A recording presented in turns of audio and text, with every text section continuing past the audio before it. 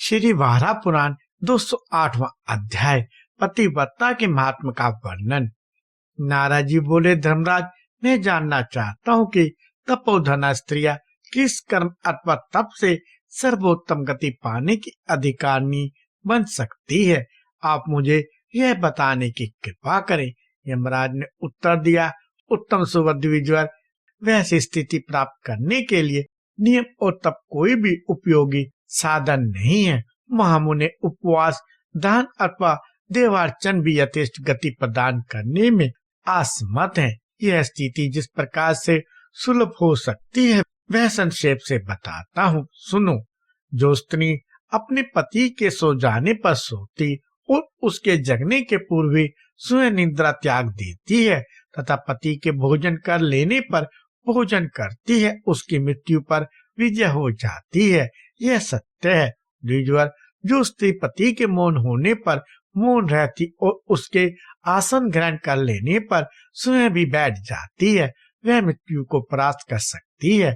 तो पोदन, जिसकी दृष्टि एकमात्र पति पर ही पड़ती है, जिसका मन सदा पति में ही लगा रहता है तथा जो स्वामी की आज्ञा का निरंतर पालन करने में तत्पर रहती है, उस पतिव्रता से हम सब लोग एवं अन्य सभी भय मानते हैं। जो स्वामी के वचनों पर श्रद्धा रखती है और कभी भी आज्ञा का उल्लंघन नहीं करती, उस साध्वी की संसार में परम शोभा होती है। देवता लोग भी उसका सम्मान करते हैं। द्विजवर, जो प्रत्यक्ष अथवा परोक्ष में भी किसी अन्य पुरुष का ध्यान नहीं करती, उसे पतिव्रता कहते हैं। ऐसी स्त्री को मृत्यु का भय नहीं रहता। जो सदा स्वामी के हित साधन में संलग्न रहती है वह अभय रहती है। ब्रह्मनंदन, जो पतिव्रता पति की आज्ञा का सदा अनुसरण करती है वह मृत्यु के द्वारा जीती नहीं जा सकती। यमराज ने कहा, द्विजवर, जो स्त्री पति के विषय में यह विचार करती है कि यही मेरे लिए माता, पिता, भाई एवं परम देवता है, सदा पति की शुश्रूषा में संलग्न रहती है, उस पर मेरा कोई शासन सफल नहीं होता।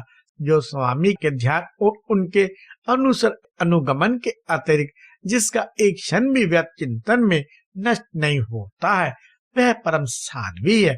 मैं उसके सामने हाथ जोड़ता हूँ। जो स्वामी के विचार के साथ अपना अनुकूल विचार प्रकट करती है, उस पतिव्रता को मृत्यु का आभास नहीं देखना पड़ता। नित्य गीत और वाद्य ये प्राय सभी देखने एवं सुनने के विषय है, किंतु जिस स्त्री के नेत्र तथा कान इन पर नहीं जाते हैं बल्कि पति की सेवा में निरंतर लगे रहते हैं, वह मृत्यु के दरवाजे को नहीं देखती।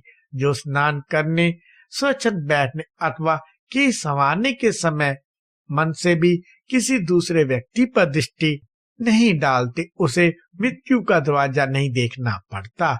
द्विजवर, पति देवता की आराधना कर रहा हो अथवा भोजन में संलग्न हो, उस समय भी जो चित्त में सदा उसी का चिंतन करती रहती है, उसे मृत्यु का द्वार नहीं देखना पड़ता।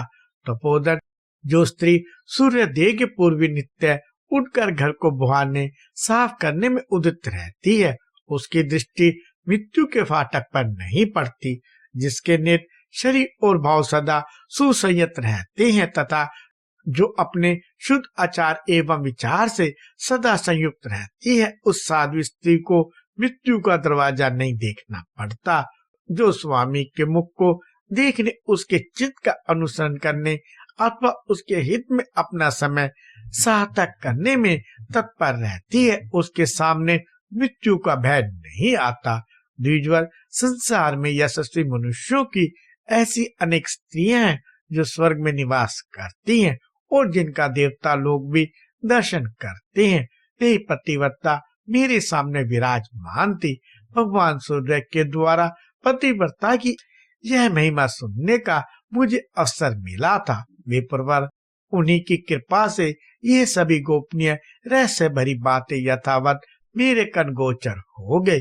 तभी से मैं पतिव्रताओं को देखकर उनकी भक्ति भाव से पूजा करता हूँ।